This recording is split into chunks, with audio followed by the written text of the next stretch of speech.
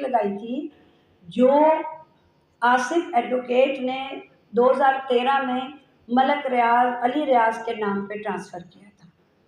अली रियाज के नाम पे तो फिर तो अली रियाज हुआ ना, अली रियाज वो प्लाट का मेरी 2012 की रजिस्ट्री है। थर्ड, वो रजिस्ट्री मैंने साबित कर दी है पटवारियों और उससे हमारी कमिश्नर को एप्लीकेशन देके कि वो जाली है। वो कैसे जाली है सर कि वो जो 6 कनाल की रजिस्ट्री है लाल खान के बच्चे ने उस पर दी है। लाल खान ने 98 में वो ज़मीन बेच दी है। वो ज़मीन यहाँ है भी नहीं, वो किसी और जगह पे है।